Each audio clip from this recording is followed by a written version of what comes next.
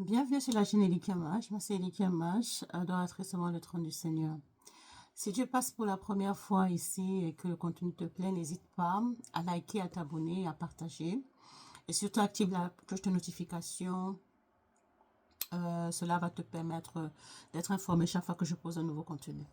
Donc aujourd'hui, je voulais parler de la partie 2 parce que j'avais déjà fait une partie 1 il y a de cela un an.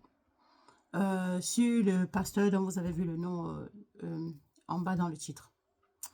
Alors, ce qui se passe depuis à peu près un mois, c'est que le pasteur en question s'est remarié, un an après le décès de sa première épouse, Maman Blanche. Et cela a été vraiment un scandale dans le monde entier parce que maintenant, c'est quelque chose dont les chrétiens et même les païens se sont saisis, tellement qu'ils ont été choqués. Mais le choc ne s'est pas arrêté là. On a encore eu d'autres informations qui nous informent que ce couple ne s'entendait pas comme il le prétendait, donc il jouait la comédie depuis un certain temps, et que la Dame Blanche était sur le point de demander le divorce, et qu'en fait, quand elle partait, elle avait plus l'intention de revenir. Et en plus, on apprend encore que les circonstances de sa mort, il y a de cela plus d'un an, sont plus que ambiguës. Donc vraiment, je dis toujours que le scandale, comme cela a été décrit dans la parole de Dieu, arrive toujours. Mais malheur à celui par qui ce scandale arrive. Nous sommes en face d'une situation où vraiment, si on est un bébé spirituel, on peut facilement perdre la foi. Donc, cette situation est tellement, elle est triste. Parce qu'on se rend compte que ce monsieur a été marié pendant 18 ans à une dame qu'il connaissait même déjà bien avant. Mais qu'il a suffi qu'une seule année pour qu'il tourne la page et qu'il a se remarier. En dépit des 4 enfants qu'elle a laissés, qui sont encore certainement touchés.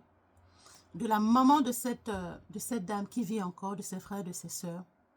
Vraiment, et même du corps du Christ. Je ne parle pas des gens de son église, qui ont aussi été, pour ceux qui étaient sincèrement avec cette dame, ébranlés par cette nouvelle.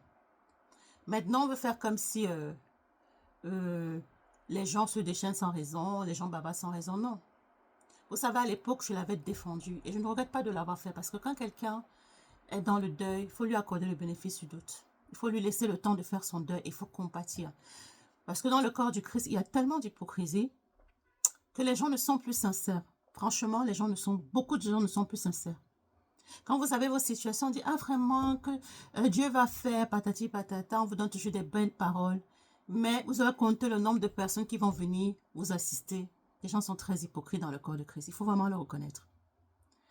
Et on l'a bien vu à ce mariage parce que quand il s'est remarié il y a de cela un peu plus d'un mois, les mêmes gens qui étaient amis avec Maman Blanche sont allés à ce mariage montrer leurs dents. C'est vraiment honteux. En tout cas, son histoire me rappelle celle de David. Nous sommes dans 2 Samuel, au chapitre 11. Vous pouvez lire tout le chapitre si vous voulez. Où David commence une affaire avec la femme d'Uri. Donc, on est en plein adultère. Et quand la femme d'Uri tombe enceinte, il se dit qu'il va camoufler. Il aggrave son cas en commettant le meurtre. C'est-à-dire qu'il appelle son chef des armées, je pense que c'était Joab, pour lui dire de positionner Uri de telle façon que lorsque les adversaires vont tirer, Uri se retrouve seul pour qu'il meure. Et c'est exactement ce que Joab va faire. Et quand il va le faire, Uri va mourir. Alors David va se dire, bon, le tour est joué, maintenant je peux épouser sa femme tranquillement. Mais c'était sans compter l'intervention du roi des rois, qui sait et qui voit toutes choses. Et donc il a envoyé Nathan. Et on le voit au verset 9 que Nathan va donc venir et va confronter David avec sagesse pour lui dire, tu viens de commettre un double péché et le Seigneur est très en colère contre toi. Et quand David va donc se rendre compte que son forfait a été découvert, il va se repentir. Et du coup, Nathan va lui dire, Dieu ne va pas te tuer, tu vas vivre, mais tu paieras les conséquences de ces 2 actes-là. Surtout celui du meurtre, parce que le sang a coulé. Et nous connaissons tous les drames qui se sont passés. David a d'abord perdu l'enfant qu'il avait conçu avec cette dame dans l'adultère. Et ensuite, il y a eu le viol de sa fille plus tard. Il a été chassé du trône par son propre fils. Nous connaissons tout ce qui s'est passé. Donc le sang, en fait, a continué de couler dans sa lignée. pour quelques minutes de plaisir, si on peut dire ça comme ça. Et donc, c'est la même chose, même si ce n'est pas la même histoire, mais c'est un peu la même chose qui se passe avec ce pasteur. C'est parce qu'il est un véritable appelé de Dieu. Il a pris ses chemins et maintenant, il a déconné de telle façon que c'est le Seigneur qui l'interpelle. Donc, ce n'est pas tellement parce que il y a quelques chrétiens égarés qui veulent faire du bruit, non. C'est Dieu lui-même qui est en train de l'interpeller. Et ce qui ne fait pas encore ce que David avait fait, ce qui ne s'est pas repenti. Donc moi, cet instant, j'aimerais interpeller ce pasteur pour lui dire, vraiment, si vous êtes sage, si vous connaissez la parole de Dieu comme je pense que vous la connaissiez, maintenant, je ne sais pas ce que vous en faites, répentez-vous. Ça ne va peut-être pas vous empêcher de payer les conséquences de vos actes si vous connaissez quelque chose dans la disparition de votre femme, mais au moins, le Seigneur va vous pardonner. Mais si vous persistez à insulter les gens, à traiter les uns des derniers de la classe, parce que si vous persistez dans l'orgueil, Dieu va vous résister. Aucun être humain ne peut toucher à un autre si Dieu ne l'a pas permis.